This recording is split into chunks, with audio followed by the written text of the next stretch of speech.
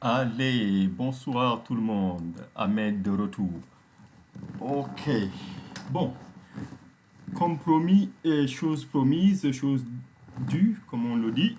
Je suis de retour. Donc aujourd'hui, comme je l'avais dit la dernière fois, je vais vous faire une démo. C'est un code complètement écrit en langage Python. Donc, j'ai pu faire développer un script en Python qui démontre exactement un scénario d'intégration avec Momo MTN. Donc, c'est à peu près, c'est pas beaucoup, c'est quoi? Ça fait à peu près une centaine seulement de lignes d'écriture. Euh, j'ai déjà le code et ce que je vais faire en fait, pour vous éviter de rester longtemps me regarder écrire. Donc, je vais copier les codes, coller et puis expliquer au fur et à mesure ce que je fais. Donc, voilà, on commence. Bon, c'est Python. Comme vous voyez ici, j'ai mon software que j'utilise. C'est Visual Code, Visual Studio Code. Donc, c'est mon éditeur, hein. Vous pouvez utiliser n'importe quel éditeur, votre Notepad, Node++, JetBrains, tout ce que vous voulez. Moi, je préfère ça. Donc, je vais commencer. C'est Python, donc j'ai déjà créé le nom du document. C'est hellomtn.py, py pour Python. Donc, on commence. Je commence par les premiers scripts. C'est Python 3 que j'utilise, 3.6 ou 3.7 ou 3.8, tout ce que vous voudrez. Donc voilà le premier code ici. Je commence par ça. Voilà, les différents imports, ils sont tous nécessaires. Vous avez le module de request, vous avez le module de JSON, vous avez le module de UUID, vous avez le module random. Ça, on va importer tous ces modules-là. Et ensuite, on va définir quelques variables, hein. On va définir plusieurs variables et vous allez les voir ici. Premièrement, j'ai ça. Voilà, définition des paramètres. Nous allons utiliser deux types de keys, c'est-à-dire, premièrement, subscription key. Il y a un modèle de key si vous allez sur, ici pour la création, par exemple, de l'utilisateur, hein. Quand on faisait le user, euh, ici, on faisait la création de l'utilisateur. Oui, oui, ici, on utilisait une, cette subscription key là. Voilà. Donc, c'est cette subscription key là qui va nous accompagner jusqu'à à peu près pour deux étapes. Donc, je reviens ici, les deux étapes. Ça sera cette clé là. Et maintenant, il y aura une autre subscription key lorsqu'il faudra faire des transactions après avoir créé l'utilisateur, au moment de faire des paiements. Et on va poster les paiements ou bien au moment de créer la connexion. Quand on va créer on va s'authentifier avec le token. Donc, c'est cette clé-là qu'on va utiliser. Donc, les deux clés, vous allez les retrouver dans votre profil, hein. Vous allez peut-être voir, si vous allez sous votre profil, vous allez seulement voir les clés, les subscriptions qui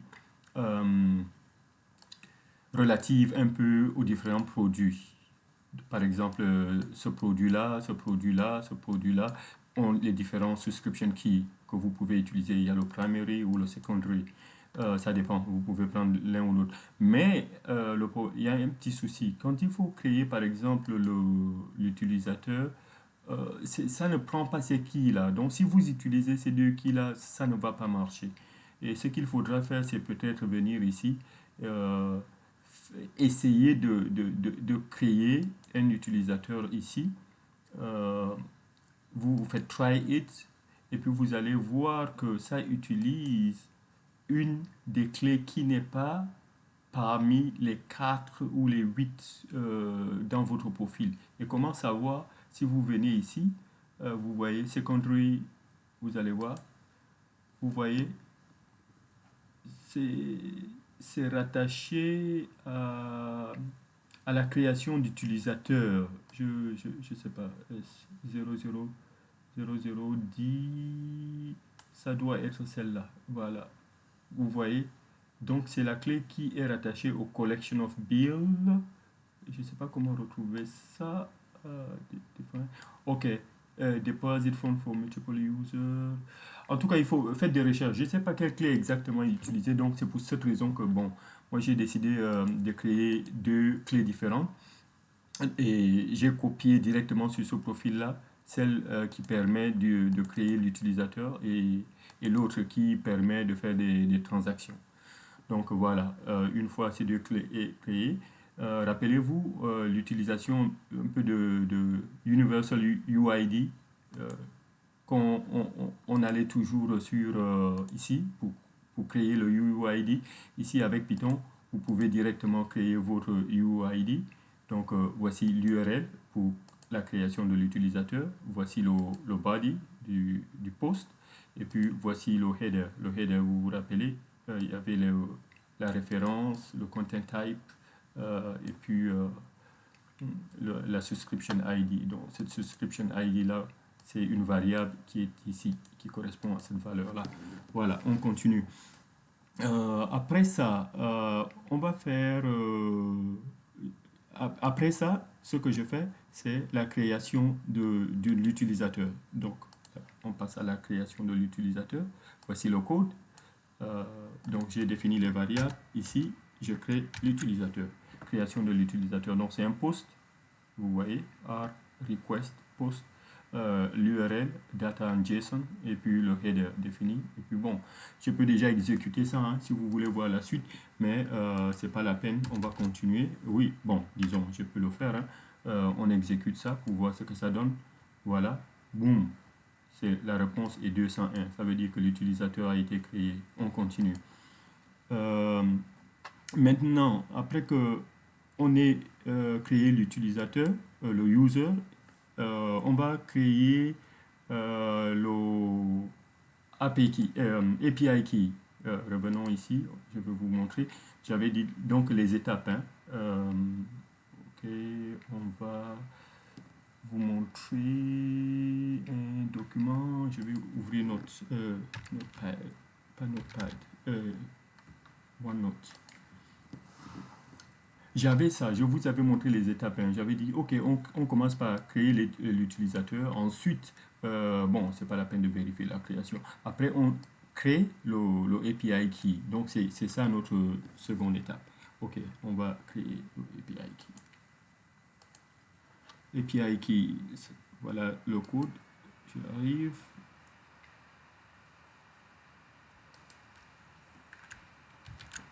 Le API key, on est là. Je vais coller le code. V, voilà. Donc le API qui est là, ok. Donc après création de l'utilisateur, je commence par une condition ici. Donc on va créer la condition, c'est quoi? Si le status code qu'on venait de voir, si c'est le 201, voilà, ça va vous dire, ok, création de API a été effective, et puis on va passer à l'étape suivante. L'étape suivante, c'est quoi? C'est la création de API key. Ici, c'est le API user en haut. Donc voilà l'URL pour créer. Unique reference, vous vous rappelez de ça, c'est la référence qui est ici. Et donc c'est là, en variable.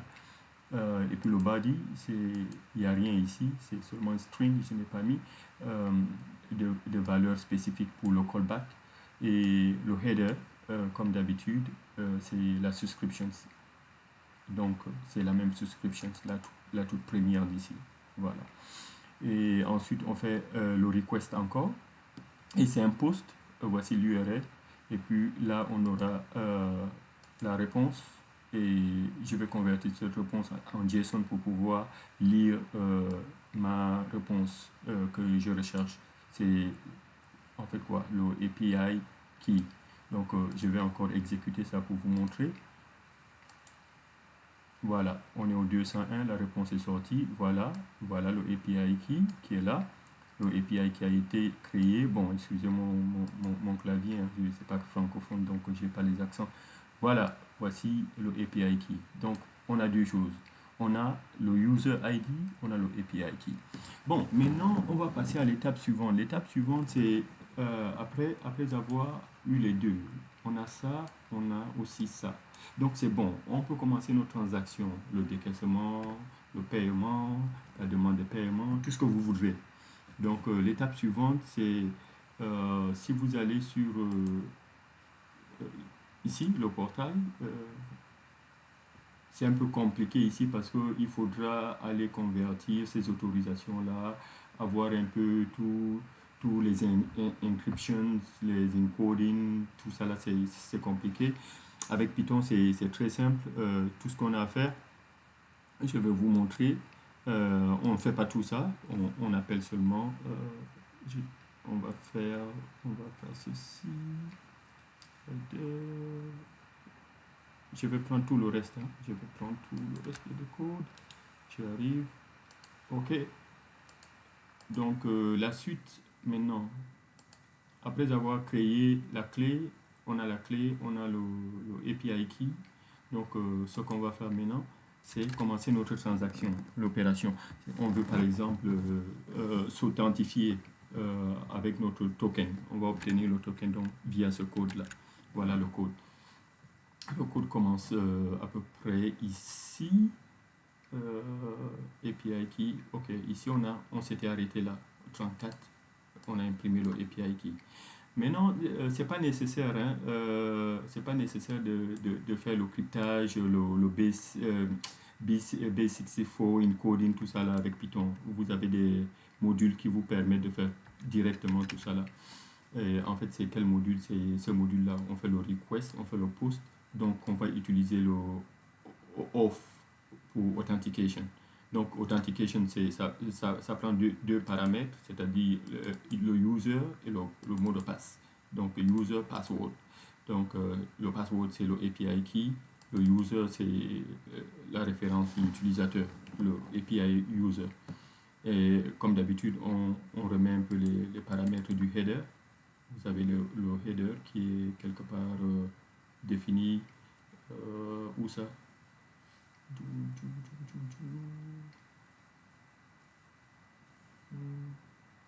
Ok, sorry. Voilà ça.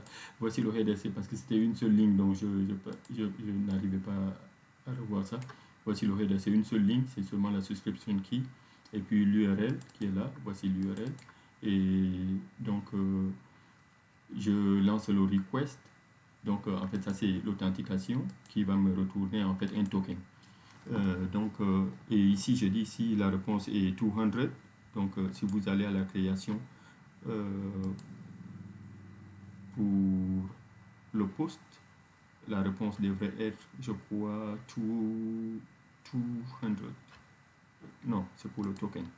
Le token doit être 200. Voilà. Le OK doit être 200. Donc, c'est ce que j'ai défini ici. J'ai dit si c'est le succès, le 200. Donc, j'imprime en JSON. Et puis, dans ce JSON-là, je vais identifier le access token, l'expiration, et puis le token type. Donc, je vais imprimer le access token, le token type, et puis l'expiration en, je crois que c'est quelque chose de 3600 secondes ou quelque chose comme ça. Et après ça, donc ça là, rappelez-vous, qu'est-ce que ça me retourne? Ici, ça me retourne le token. Et j'ai ce token. Et avec ce token, qu'est-ce que je peux faire? Désormais, je peux commencer mes transactions qui commencent à peu près ici. Et pour faire une transaction, on commence par le data, les différents paramètres, les éléments du body. C'est-à-dire quand vous postez une transaction, on va aller à post request to pay, que vous avez vu. Il y a ces éléments-là qu'il faut poster dans le corps de la requête. Et puis dans le header, il y a ces deux éléments, il y a tous ces éléments-là dans le header. Et voici l'URL. Donc, je vous les montre ici. Donc, voilà tous mes éléments. Donc, dans votre cas, si vous développez un truc comme ça en Python, ces éléments-là, vous allez peut-être les recevoir via GET ou bien via POST de votre formulaire ou votre, je ne sais pas quel type d'application vous avez. Mais ces éléments-là, vous pouvez par exemple faire si c'est je sais pas, en PHP ou quelque chose comme ça. Donc, voilà les éléments. Par exemple, ici, je veux facturer 250 euros. Et voici la référence de la transaction. Voici le payeur. La personne, par exemple, ça c'est un numéro du Cameroun, MTN Cameroun. Enfin, c'est pas un numéro du. Le 237, c'est l'indicatif du Cameroun. Le reste, là, bon, j'ai inventé, je ne sais pas ce que c'est. C'est un truc aléatoire. Et puis, un message pour référence. Par exemple, le paiement de la facture 1, 2, 3, 4. Et puis, un message pour que le pays, c'est-à-dire vous, le provider du service, qui sera la référence de votre transaction. Donc, une fois tous ces paramètres-là définis, vous allez les remplacer dans le body, ce body-là qu'on avait vu ici. Donc, j'ai remplacé tout ça là. C'est ça qui va entrer dans la requête en fait, avec le header. Voici le header. Et le header, on crée le bearer plus le access token. Rappelez-vous le access token qui est le user ID. Et ça, c'est le mot de passe. Non, sorry. Le access token. Non. On avait déjà converti désolé, au début ici, le username et le mot de passe. La combinaison des deux là nous ont donné le token. Donc c'est ce token là qu'on utilise ici. Voilà. Et on utilise ce token, on a tous les paramètres tels que définis ici pour le post. Ok. On a tout ça. Et puis voici, on définit l'URL. Où est-ce que le request to pay. Voici l'URL là. Ok. Et voici le request lui-même. Donc ce request là c'est un post. Voici l'URL et puis le data et le header. Mais j'ai fait un encoding en ASCII. Je ne sais pas si peut-être qu'on peut enlever tout. Je peux enlever tout ça. Tout ça, laisser juste data equal body. Ça peut marcher, mais je ne sais pas. Mais j'ai quand même mis le encoding ASCII ici parce que j'ai vu cette définition-là. Donc j'ai eu peur que si c'est UTF, des trucs comme ça, peut-être que ça ne va pas marcher. Donc du coup, par précaution, j'ai quand même converti ça. Ok. Donc voilà la suite. Donc c'est à peu près, ça fait quoi? 90 lignes de code. Voilà le tout. Donc de bout en bout. C'est-à-dire on crée l'utilisateur, on crée la clé, le API key. Ensuite on a le token. À partir du token, on fait notre première transaction. Allez, c'est tout. Donc je vais lancer, on va voir le résultat. C'est parti. Voilà, boum. Voilà, la transaction a été déroulée sans aucun problème. Merci, goodbye. Voilà, donc voilà, le code est là, il fonctionne. Je peux le relancer autant de fois que je veux. Ça crée encore succès et succès et succès. Vous n'avez pas remplacé le code API, vous n'avez pas remplacé, tout est automatique. Le UID est généré et puis voilà le mécanisme, voilà comment est-ce qu'il faut, en fait, c'est pour quelqu'un, si vous comprenez un peu, laissez-moi vous montrer ça là.